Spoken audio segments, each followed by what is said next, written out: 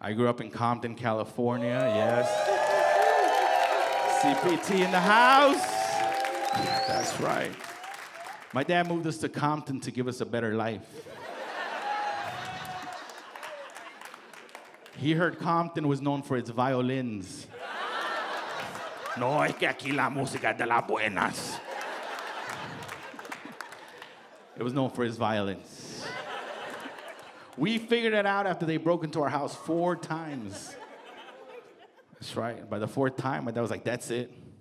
I'm locking the door. My dad's big idea of home security was to turn up the radio while we were gone. No, es que así van a pensar que hay alguien. Which I guess kind of worked, because the last time they broke in, they took everything but the stereo. No, hombre, es que yo pensé que aquí era la ciudad de la paz. Es la ciudad de la paz, paz, paz, paz.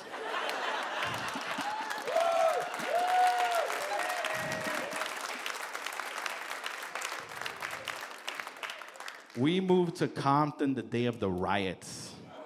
Yes, that is a true story. Like, as a kid, I never questioned how we got so much new furniture in one day.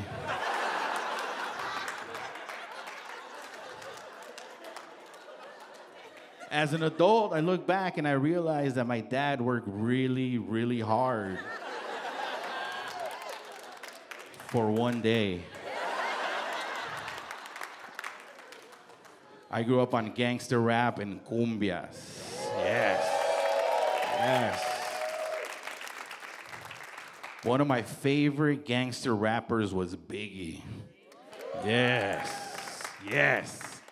Not because, he was from the hood and I can relate to him, but he was the first rapper I heard on the radio that sounded like me.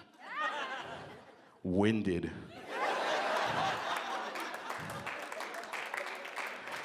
If you're a true player, put your hands in the air.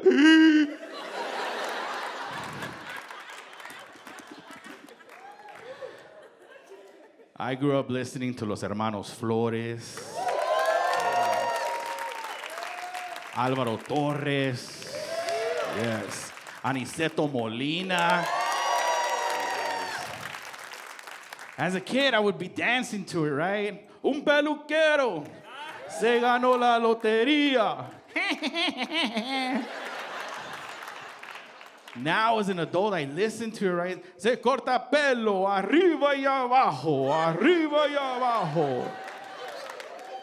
I'm like, is he talking about shaving women down there? It's like, now his little laugh just sounds creepy. Arriba y abajo.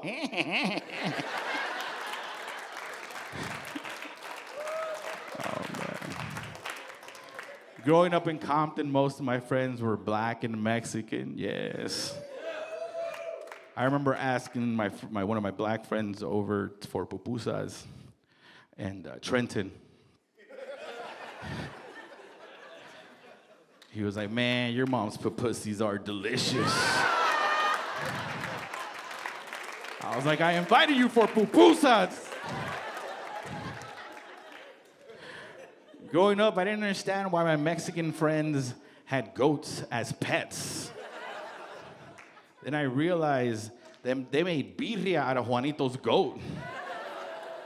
My dad would be like, no, los mexicanos son bien raros. Dile a tu nana que me traiga el garrobo para prepararlo. My dad wouldn't eat goat, but he would eat iguana. Yes. I went to Mexico one time with my friends, my Mexican friends. Going to Mexico was a trip, man. They were all nervous. They're like, Jose, make sure you speak Spanish. If you speak English, they're gonna charge us more. First taco place we go to, right? I was like, me da dos tacos de asada, por please. I paid $40 for those tacos. After that trip, I was telling them, hey, man, we should go to El Salvador. They were like, oh, no, that place is too dangerous. No. But if you haven't been to El Salvador, you have to go. You have to go. Yes, it is beautiful. Right. It's changed so much. It is now one of the most safest places in the universe. Yes, yes. That's right. Not even Thanos can touch it. I was there last year with my buddy Nelson. Yes, yes. And it was probably one of the best times of my life, being in the motherland, right? And being out in El Salvador was amazing. Like, the pupusas just hit different in El Salvador. Like, for the longest time, I couldn't eat other pupusas other than my mom. My mom would get jealous. Ya miré que andabas comiendo pupusas ajenas. Semejante talegón teniendo comida en la casa. But when I was in El Salvador, man, I ate it all. Tried everything. I was a medium before I left. That trip, my buddy Nelson decided, like, you know what, we should rent a car. Driving in El Salvador is different. First outing we do, we hit a motorcycle. Yes, luckily he was okay. But the poor Salvadoreño flew. He was all mad. He's like, ¿y quién me va a pagar la moto? Nelson's not like the smallest guy. Like, under all that pupusa, he is all muscle. We both got out of the car, right? This Salvadoreño was like this tall. Nelson took one look at his motorcycle. He grabbed the handlebars and was like,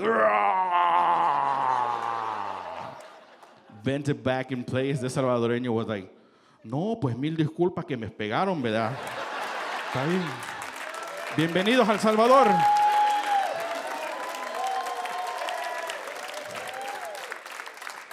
He apologized to us for hitting him.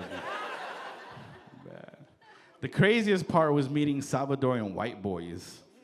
Yes. He was like, hey, what's up, Majay? You want to go get some pew-pewses later? I just got to go walk the choo-choo. I'll be right back, Sorority. I'm like, did he call me Sorority?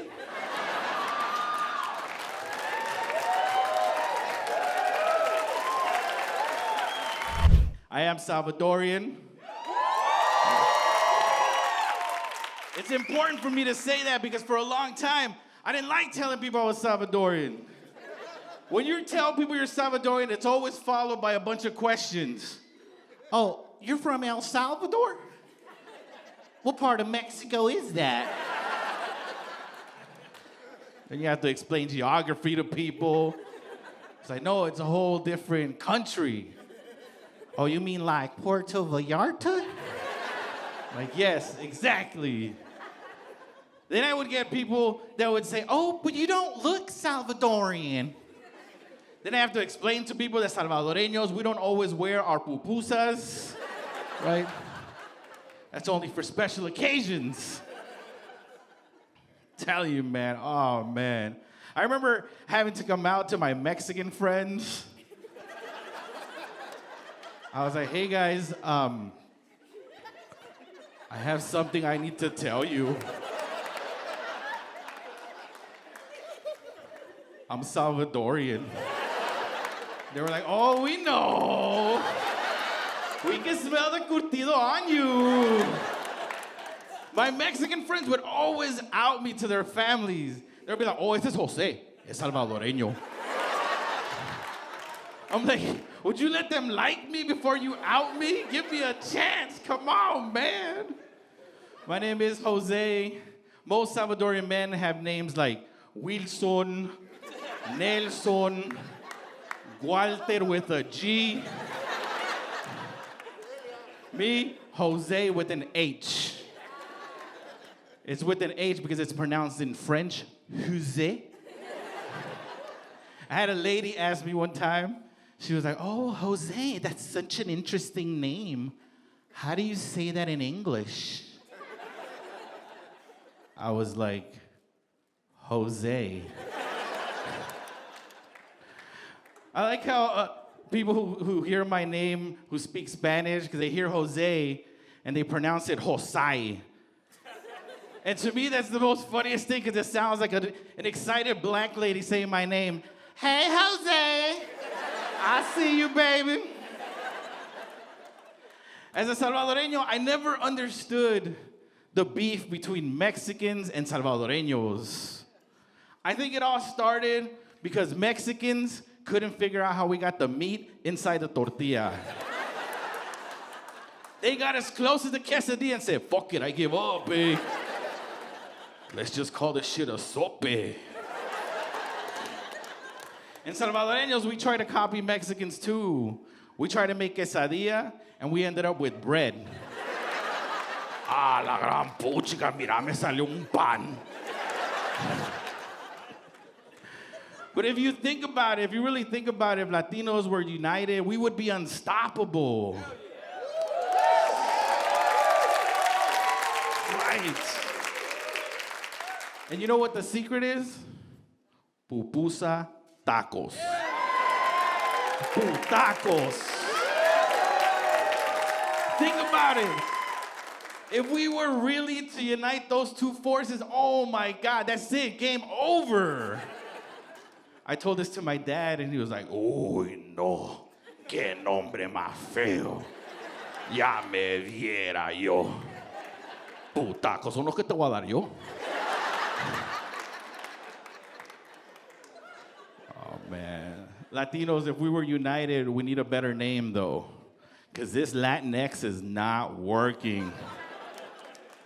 I don't know who did it, who wrote it, but you cannot just go around adding an X to the end of words. Like, it doesn't work, especially for Salvadoreños, right? Like, what am I gonna call pupuseras and pupuseros? Pupusex? Doesn't work. Doesn't work. Right? This Latinate doesn't work either. It sounds like something you would order at a coffee shop. Can I get 2 Latinés and a croissant, please? Next thing you know, people are going to be calling me cerote.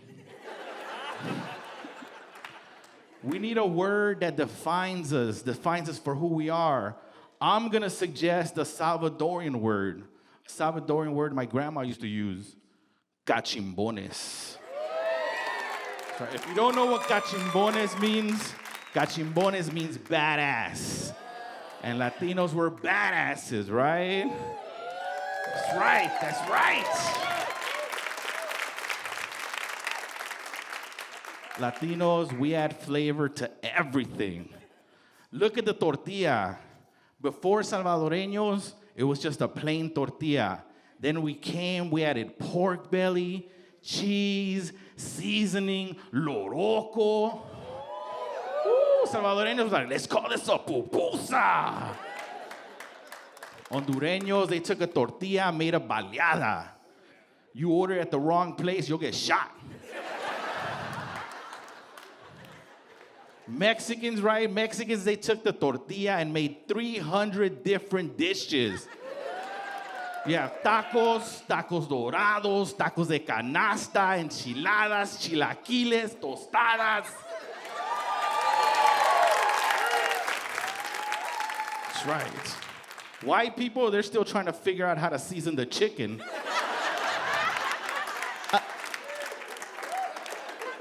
Excuse me, do you add the seasoning before you boil it or after you boil it? Both of my parents are from Ciudad Delgado. Yes. Which I find ironic because Ciudad Delgado means city of the skinny.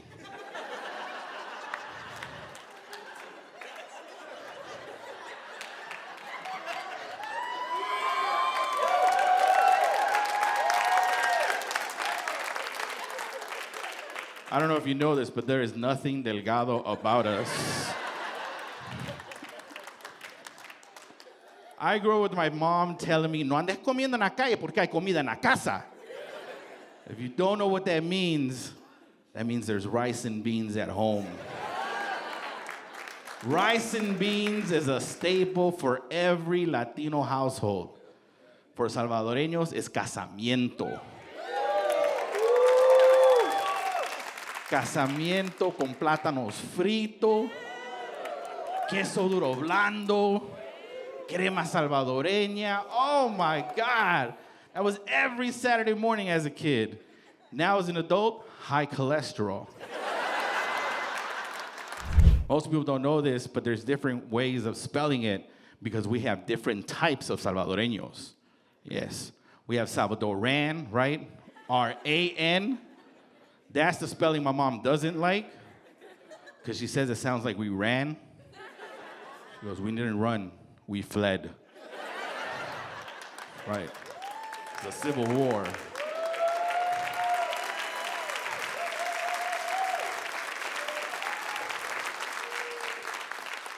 Salvadorans are the type of Salvadoreño that eats pupusas with a fork. I don't want to point anybody out. Then you have Salvadorian, right? I-A-N. That's the Salvadoreño that invites you out to eat pupusas and a Pilsner, but he makes you pay because he gets paid on Tuesday.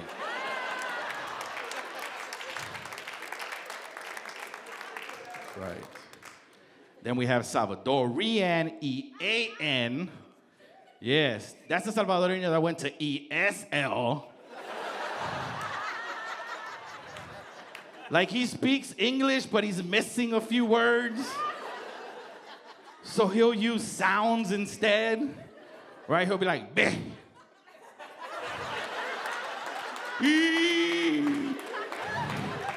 Ha. Huh. That's the Salvadoreño that will point things out with his lips.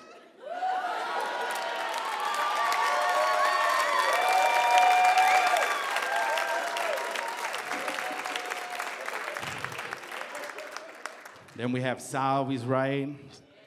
That's the Salvadoreño American, right? That's the Salvadorian that was born here in the U.S., but his roots are in El Salvador. Yes. He might not know everything about the culture, but he's learning.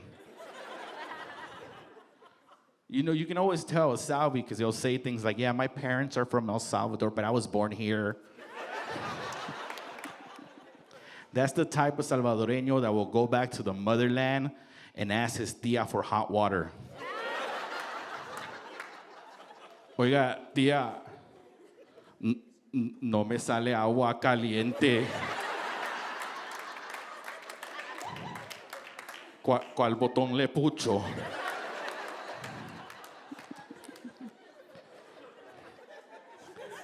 As a Salvi, you'll hear things like, es que vos no sos salvadoreño. Right? Which brings me to the other one, the Salvadoreño. Yes. That's the N with the little ñ. For white people, that's the one with the little toupee. Yeah. The ñ, yeah. That's the Salvadoreño that has curtido y salsa running through his veins. He was born in El Salvador. Yes. That's the type of Salvadoreño that can go years without seeing you. The first thing he says when he sees you, y qué gordo te has puesto. Uy, no. Y qué feo estás. A la nombre. Y ya tienes novia. No tienes novia. Papito, a esa edad ya tenía 5 yo. In English, that means I miss you. You look just like your mom. Then at some point, Salvadoreños, they were like, you know what? We need curse words for the kids. Now that I've translated it, I feel like white people are gonna start using it. Well, son of the greatest bitch. Would you look at this, Karen? Well, son of the poke. That's hijo de puya. Come on, people.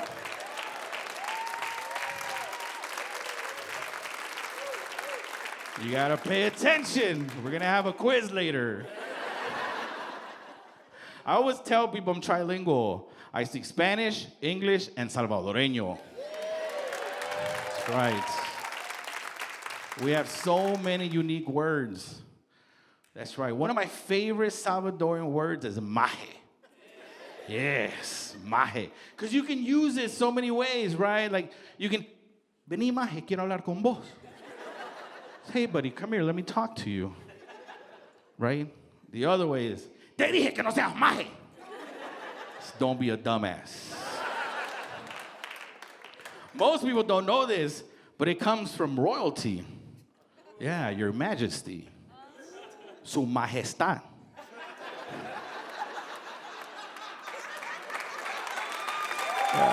Yes. Royalty in our blood. Then we have the most controversial Salvadorian word. He already knows. Cerote. That's right. Cerote is a Salvadorian N-word. You can say it if you're Salvadorian. If you're not Salvadorian, you better watch out. Uy, uy, uy. Uy. Yes. For those who don't know, cerote means turd. I'm telling you, it's hard growing up Salvadorian. Like, how do you explain to your friends that your mom lovingly calls you a piece of shit? And most people don't know this, but cerote is a Nahuatl language word, and it means cero tres, to be third, because we're the third. We have to jump through 3 borders to get here. Es cero tres. Cero tres. We're not cerotes. We're cero tres. That's right. It's true. It's true. You can Google it. It's a fact. I think one of my favorite Salvadorian dishes is panes con pollo. Yes. Or panes con chumpe, right? Yes. If you don't know what chumpe means, it means turkey. That's right. I gotta educate them.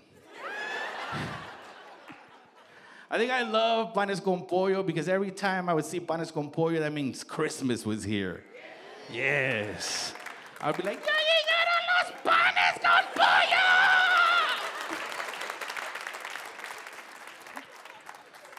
In English, panes con pollo means chicken and bread. That's right. White people are like, oh, wow, that's something I can do.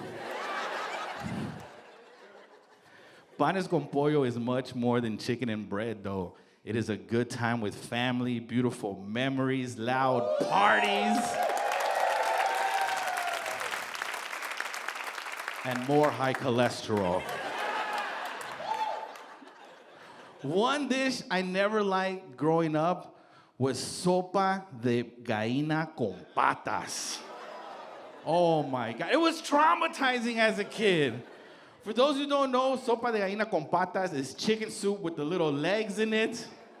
Yes, all I would see is the little legs sticking out of the pot with the little nails still attached and the little hairs. My dad would eat it like it was the greatest thing ever. He was like,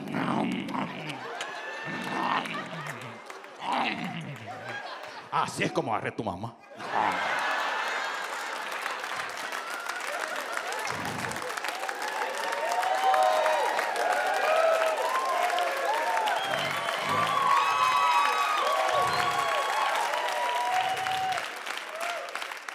But for Central Americans, there's only one type of chicken.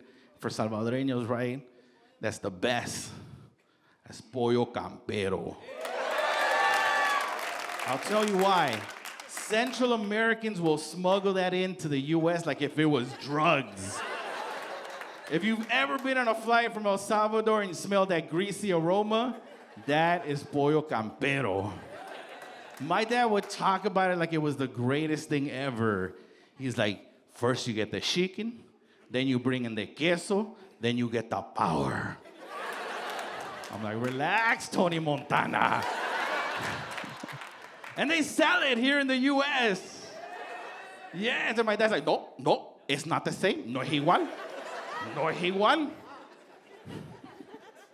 If you've never had pollo campero, get yourself some Central American friends. That's right.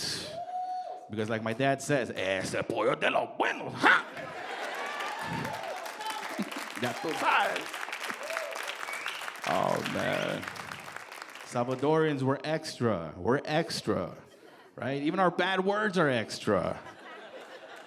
I grew up thinking I was the son of the greatest bitch ever. All I heard growing up was, hijo de la gran puta. Son of the greatest bitch. But it's not enough just to say it. You have to say it with your hands and grab the greatness around you, wipe the sweat off your face. Hijo de la gran puta.